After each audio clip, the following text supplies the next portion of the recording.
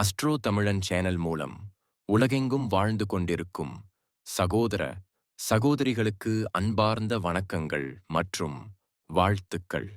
இன்றைய பதிவானது ஜூலை மாத ராசி பலன்கள். முதலில் ஜூலை மாதத்தினுடைய கிரக நிலைகளை பார்க்கலாம். அதன்படி பார்க்கும் பொழுது மீனமலையில் இருக்கக்கூடிய சனி பகவான் வக்கிர நிலையை அடைகிறார். அதாவது ஜூலை மாதம் 13ஆம் தேதி. அதேபோல சூரிய பகவான் மிதுனத்தில் இருந்து கடகமனைக்கு பெயர்ச்சியாகிறார் ஜூலை மாதம் 16ஆம் தேதி. ஜூலை மாதம் 18ஆம் தேதி கடகமனையில் இருக்கக்கூடிய புதன் பகவான் வக்கிர நிலையை அடைகிறார். செவ்வாய் பகவான் சிம்மமனையில் வீற்றிருக்கிறார் அல்லவா, கேதுவோடு சேர்ந்திருக்கிறார். அந்த செவ்வாயினுடைய பெயர்ச்சியானது ஜூலை மாதம் 28ஆம் தேதி சிம்மத்தில் இருந்து கன்னி மனைக்கு பெயர்ச்சியாகிறது. அதேபோல சுக்கிர பகவான் ரிஷப மலையில் ஆட்சி பலத்தோடு வலிமையாக இருக்கிறார். சோ இந்த ஜூலை மாதம் 26ஆம் தேதியிலிருந்து மிதுன மனைக்கு பெயர்ச்சியாகிறது. ராகு பகவான் கும்பமனையிலும் கேது பகவான் சிம்ம மலையிலும் இருக்க, சந்திரன் மனோகாரகனான சந்திரன் இந்த ஜூலை மாதத்தின் தொடக்கத்தில கன்னிமனைக்கு பிரவேசிக்கிறார். சோ இந்த கிரக அமைப்புகளை வைத்துக்கொண்டு இந்த ஜூலை மாதம் என்ன நடக்கும், என்ன பலன், எப்படி இருக்கணும் என்பதை பற்றியும், எந்த தெய்வ வழிபாடு உகந்தது என்பதை பற்றி இந்த பதிவில் நாம விரிவாக பார்க்க போகிறோம். அதற்கு முன்னால் நம்முடைய சேனலை நீங்கள் 10 முறை பார்க்கிறீர்கள் என்றால் மறக்காமல் சப்ஸ்கிரைப் பண்ணிக்கோங்க. மேஷ ராசி அன்பர்களே, ஜூலை மாதம் எப்படி இருக்கும், என்ன பலன் அப்படின்னு பார்க்கும் பொழுது, உங்க ராசிநாதனான செவ்வாய் பகவான் 5ஆம் இடம் என்று சொல்லக்கூடிய பூர்வ புண்ணிய ஸ்தானம், பரிகார ஸ்தானத்தில் இருக்கிறது. ஒரு நல்ல அமைப்பு. உங்க ராசிநாதனுக்கு வீடு கொடுத்த அந்த சூரிய பகவான் தனக்கு 13ஆம் இடத்தில் அமர்ந்து கொண்டு பாக்கியாதிபதியுடன் இணைவு பெற்றிருக்கிறது. கூடுதல் சிறப்பு. ஆனால் அந்த செவ்வாய் பகவான் கேதுவோட சேர்ந்திருக்கிறாரு. ஒரு பாம்பு கிரகத்தோடு சேர்ந்திருக்கு. அப்போ கேது அப்படின்னால் ஞானம். அப்போ ஒரு ஞானத்தை கொடுக்குறோம்னு அர்த்தம். சில தடைகளை கொடுத்து நல்லா யோசிக்க வச்சு அதுக்கப்புறம் ஒரு செயல்படுத்துகிற தன்மை இருக்கும் அப்படிங்கிறத நீங்க எடுத்துக்கணும். அப்போ செவ்வாய் கேதுவினால் பெரிய பாதிப்பு இல்ல, செவ்வாய் ராகுவோட இணைஞ்சாதான் பெரிய பாதிப்பு. அதனால நீங்க பெரிய வருத்தமடைய வேண்டிய அவசியம் இல்லை. சில தடைகளை கொடுத்தாலும் அது நல்லதுக்குத்தான் அப்படிங்கிற அந்த பாசிட்டிவ் உணர்வு எடுத்துக்கொண்டாலே உங்களுக்கு சிறப்பு அடையும். சோ விநாயகரை வழிபட்டுச் செல்லும் போது நீங்க எங்க போனாலும் சரி, இந்த மாதம் ஜூலை மாதம் இந்த மேஷராசி அன்பர்கள் நீங்க வேலைக்கு போறதா இருந்தாலும் சரி, வெளியில கிளம்பும் போது சரி, கேது உங்க ராசிநாதன் கேதுவோடு சேர்ந்திருக்கிறதுனால விநாயகரை வழிபட்டு சென்றால் எடுத்த காரியம், நினைத்த காரியம், போகக்கூடிய செயல்பாடுகள் வெற்றி அடையும் அப்படிங்கிறது தான் உண்மை. 2ஆம் அதிபதியாக இருக்கக்கூடிய அந்த சுக்கிர பகவான் ஆட்சி பலத்தோடு வலிமையாயிருக்கிறார். குடும்பாதிபதி வலிமை பெறுகிறது. ஸ்தான பலத்தோடு வலிமை பெறுகிறது. தனாதாதிபதி, தனஸ்தானாதிபதி வலிமை பெறுகிறது. பாக்கியாதிபதி வலிமை பெறுகிறது. அப்போ தனம் நன்றாக இருக்கப் போகுது. பணத்துக்கு எந்த பிரச்சனையும் இல்லை. ஏதாவது ஒரு கடைசி நிமிஷத்துல கூட உங்களுக்கு பணம் வந்து சேரும். தடைகளை கொடுத்தாலும் கடைசி நிமிஷத்துல கூட உங்களுக்கு வேண்டிய பணம் வந்து சேரும் அப்படிங்கிறது தான் பலன். அப்போ பணத்துக்காக உங்களுக்கு பிரச்சனைகள் வரப்போறதில்லை. குடும்பத்துல நல்ல உறவு ஏற்படுத்த போகிறது. சுக்கிரன் நல்லா இருக்குல்ல, சுகுசு சுகுசு. குடும்பத்தில் சுகுசு சம்பந்தப்பட்ட விஷயங்கள், குடும்பத்துக்கு உங்க வீட்டுக்கு தேவையான பொருள்களை வாங்கி மகிழக்கூடிய தன்மை, தன்னுடைய ஆசைகளை நிறைவேற்றிக் கொள்ளக்கூடிய தன்மைகள், உங்க பேச்சு அழகா இனிமையாக இருக்கக்கூடிய அமைப்புகள், இதெல்லாமே சிறப்பு பெறுது. கல்வியில் எந்த தடையும் ஏற்படுத்தப் போவதில்லை. கல்வி சுமூகமாக இருக்கப் போகுது. நல்ல மார்க் வாங்கணுங்கிற எண்ணங்களை உருவாக்கும். நல்ல படிக்கணுங்கிற ஆர்வத்தை கிரியேட் பண்ணக்கூடிய ஒரு மாதமாகவும், அதே சமயத்துல நீங்கள் எந்த கோர்ஸ் எடுத்து படிக்கப் போகுது. ஏன்னா உங்க ராசிநாதன் 5ஆம் இடமான குழந்தை ஸ்தானத்துல தாங்க உட்கார்ந்திருக்கிறாரு அல்லவா. அப்போ குழந்தைகளைப் பற்றிய சிந்தனைகள், குழந்தைகளுடைய படிப்பை சார்ந்த விஷயத்துல உங்களை ஈடுபடுத்திக் கொள்வது, அந்த செயல்பாடுகளை திருப்திகரமாக நடத்தி முடிப்பது. சோ இந்த மாதிரியான விஷயங்கள் எல்லாமே சிறப்பு பெறக்கூடிய ஒரு நல்ல மாதமாக இந்த ஜூலை மாதம் அமையப்பெறும். 3ஆம் அதிபதியாக இருக்கக்கூடிய அந்த புதன் பகவான் 4ஆம் இடத்தில் தனக்கு 2ஆம் இடத்துல உட்கார்ந்திருக்கிறார். அந்த புதன் பகவான் வக்கிரம் அடைகிறது இந்த மாதம். அதாவது இந்த ஜூலை மாதம் 18ஆம் தேதி வக்கிரம் அடையுது. அப்போ 16 வரைக்கும் ஓகே. 18ஆம் தேதி வக்கிரம் அடையும் போது டாக்குமெண்ட் சம்பந்தப்பட்ட விஷயத்துல கவனமாயிருக்கணும். நீங்கள் எதை வாங்கினாலும் சரி, எதை எழுத்து சம்பந்தப்பட்ட விஷயத்தில் கவனமாக இருக்கணும். தகவல் தொடர்பு துறை கம்யூனிகேஷன் வரக்கூடிய விஷயங்களை 100% நம்பக்கூடாது அப்படிங்கிறத ஞாபகத்துக்கு வச்சுக்கங்க. ஏன்னா, எதையாவது தகவல் தொடர்பு வக்கிரமாக இருக்கும்போது, வக்கிரமாக செயல்படக்கூடிய தன்மைகளை நிச்சயமாக உருவாக்கிவிடும். அதுவும் கடகத்துல போய் அமர்ந்திருப்பதும், சில சமயங்களில் எரிச்சல் ஊட்டக்கூடிய தன்மைகளை உருவாக்கும். ஆனால் குரு, சூரியன் இணைந்து 3ஆம் இடத்தில் இருக்கிறதுனால, தைரிய வீரத்தோடு செயல்படக்கூடிய தன்மைகள் சிறப்பு பெறும். சோ, பாக்கியாதிபதி உங்க முயற்சி ஸ்தானத்தில் இருக்கிறாரு. 5க்குரிய சூரியனும் 3ஆம் இடத்தில் இருக்கு. சோ 5, 9ஆம் அதிபதிகள் இணைவு பெற்று 3ஆம் இடத்தில் இருக்கிறது ஒரு அற்புதமான ஒரு தன்மை அப்படின்னு சொல்லுவேன். அப்போ என்ன நடக்கும்?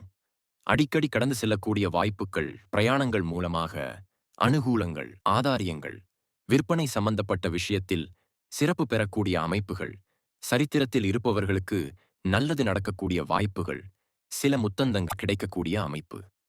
சூரியன் 3ஆம் இடத்தில் இருக்கும்போது அரசு மூலமாக ஒப்பந்தங்கள் வர்றதுக்கான வாய்ப்புகள், சந்தர்ப்பங்கள். சோ, இது எல்லாமே சிறப்பு பெறக்கூடிய ஒரு நல்ல மாதமாக இந்த மேஷ ராசி அன்பர்களுக்கு நிச்சயமாக அமையும். ஐயாபுரத்துல கேது உட்கார்ந்து இருக்கிறாரு. கேதுனாலே ஏதோ ஒரு தடையை கொடுக்கும். அப்போ பூர்வீக சம்பந்தப்பட்ட விஷயத்துல மட்டும் கொஞ்சம் கவனம், எச்சரிக்கையோடு இந்த மேஷ ராசி அன்பர்கள் இருக்கணும். ஏன்னா, பூர்வீகத்துல சில பிரச்சனைகளை கொடுப்பதற்கு தயாராக இருங்க இந்த மாதத்திற்கு. ஏன்னா செவ்வாயோட கேது இருக்கு. செவ்வாய்ங்கிறது சகோதர காரகத்துவம். சகோதர காரகன் அப்படின்னு சொல்லுவாங்க. சோ கேது செவ்வாய் இருக்கும்போது சில குளறுபடிகள் ஏற்படுவதற்கான வாய்ப்பு இருக்கு. அதுவும் உங்களுக்கு 7.5 சனியில் விரய சனியாக இருக்கிறதுனால, விரயத்தை ஏற்படுத்துவதற்கான வாய்ப்புகள் இருக்கிறதுனால, கடன் விஷயத்துல மட்டும் கவனம், எச்சரிக்கையோடு இருக்கணும். தன்னுடைய கெப்பாசிட்டிக்கு மேல கடன் போகக்கூடாது என்பதை இந்த மேஷ ராசி அன்பர்கள் கவனத்துல எடுத்துக்கொள்ளணும் அப்படிங்கிறது. ஏன்னா கடனுக்குள்ள போயிருச்சுன்னா, கடனை வாங்கி கடனை அடைக்கிறது. சோ, இதிலேயே உங்களுடைய நிகழ்வுல சென்றுவிடும். விரயமாகும். அதாவது, தனம் வரும், விரயமாகும்.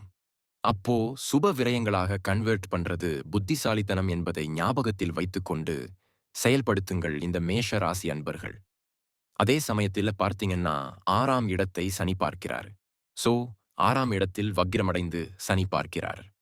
அப்போ கடன் இருக்கின்றவர்களுக்கு கடனை வளர்க்கக்கூடிய வாய்ப்புகளை உருவாக்கிவிடும்.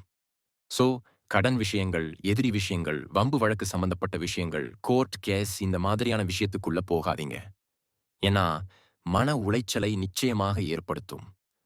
கேதுவோட இருக்கின்ற காரணத்தாலும், அந்த சனி பகவான் வக்கிரமடைந்து இருக்கின்ற காரணத்தாலும், அந்த கடன் என்கின்ற தன்மை அடைக்கணுங்கிற எண்ணங்களை கொடுக்கும். ஆனா கடன் தன்னுடைய கெப்பாசிட்டிக்கு மேல போகக்கூடாது என்பதை ஞாபகத்தில் வைத்துக்கொண்டு செயல்படுத்துங்கள். இந்த ஜூலை மாதம் 7ஆம் இடத்தை குரு பார்க்கிறது. சுக்கிரன் நல்லா இருக்காரு. அப்போ கணவன் மனைவிக்குள்ளே அந்நியோன்யம் பிறக்கக்கூடிய ஒரு மாதமாக இந்த மேஷ ராசி அன்பர்களுக்கு ஏற்படுத்தும். குரு ஒரு நல்லவர் பார்க்கிறார். அப்போ 7ஆம் இடம் என்பது திருமணஸ்தானம். அந்த திருமணஸ்தானத்தின் அதிபதியாக இருக்கக்கூடிய சுக்கிரன் ஆட்சி பலத்தோடு வலிமையாயிருக்கு. அப்போ புரிந்து கொள்ளக்கூடிய உணர்வுகளை ஏற்படுத்தும். கணவன் மனைவிக்குள்ளே ஒரு கருத்து வேறுபாடு இருந்தவர்கள் கூட இப்ப புரிஞ்சுக்கலாம் அப்படிங்கிற எண்ணங்களை உருவாக்கும். சமுதாயத்துல எதையாவது ஒரு நல்லது செய்யணும், ஒரு பெயரையும் புகழையும் பெறணும் அப்படிங்கிற எண்ணங்கள் உங்க மனசுல ஓடக்கூடிய வாய்ப்புகளை உருவாக்கும். ஒரு நன்மதிப்பை தரக்கூடிய அமைப்பு, ஒரு தனித்துவம் தெரியணும், நான் மற்றவர்களோட ஒரு வித்தியாச முறையில தெரியணும், வேலையில சரி அல்லது தொழில்ல சரி.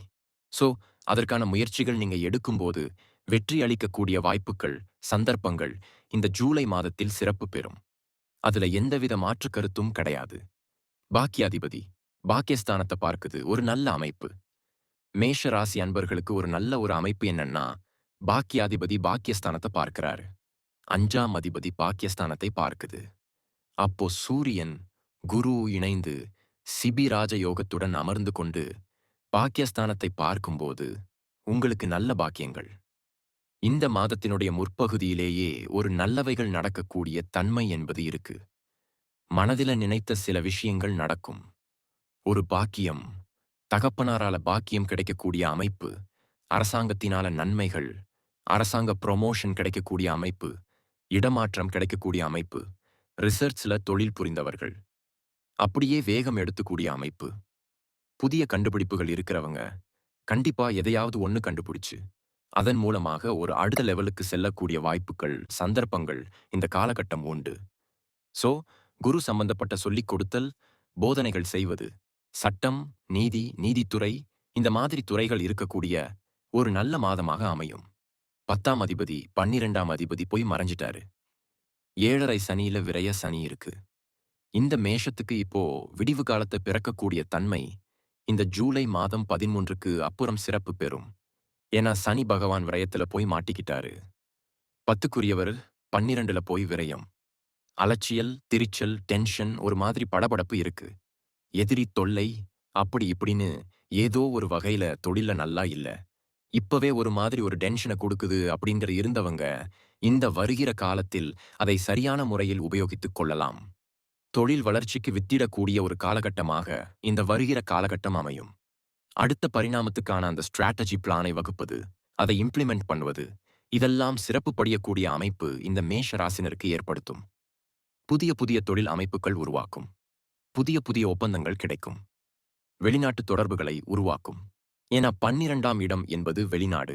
அப்போ வெளிநாட்டுல தொடர்புகளை எதிர்பார்த்து காத்து கொண்டிருக்கக்கூடிய நேரத்துக்கு அந்த வெளிநாட்டு வாய்ப்புகள் வரும். இம்போர்ட், எக்ஸ்போர்ட் நல்லா இருக்க போகுது. ப்ரொமோஷன் கிடைக்காதவங்களுக்கு இந்த காலகட்டம் ப்ரொமோஷன் கிடைக்கும்.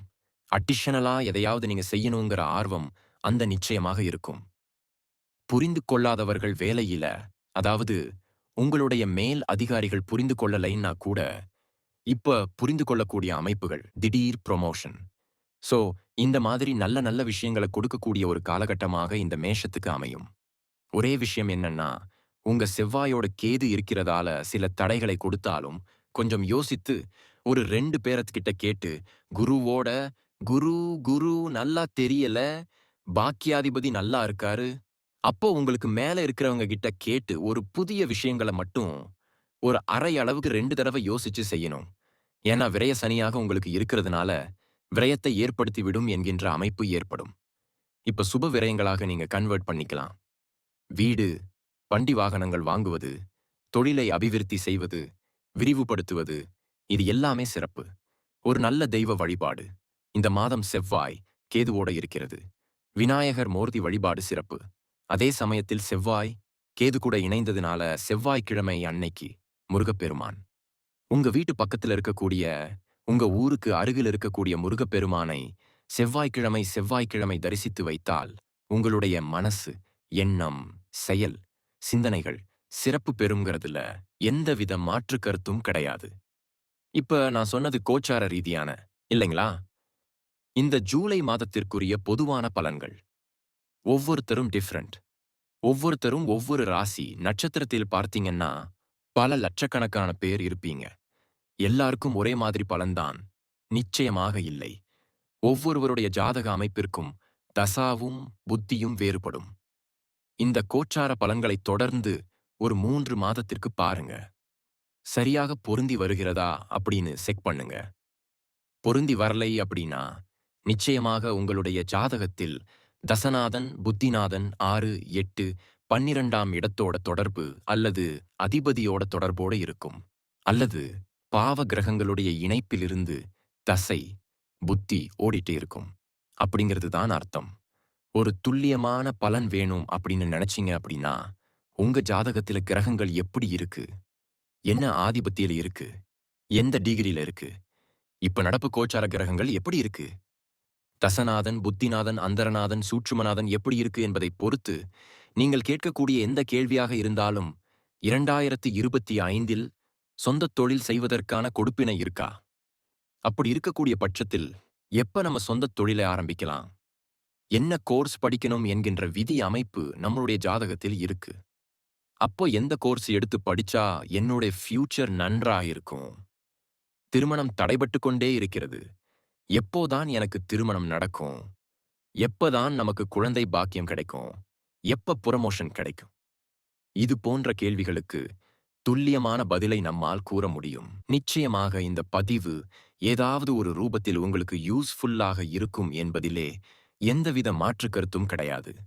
நம்ம சேனலை நீங்கள் ஃபர்ஸ்ட் டைம் பார்க்கிறவங்க என்றால் மறக்காம சப்ஸ்கிரைப் பண்ணிக்கோங்க. பக்கத்தில் இருக்கக்கூடிய பெல் பட்டன் மற்றும் ஆல் நோட்டிஃபிகேஷனை கிளிக் பண்ணும்போது நான் போடக்கூடிய அடுத்தடுத்த பதிவுகள் உங்களுடைய நோட்டிஃபிகேஷன்ல வந்து சேரும்.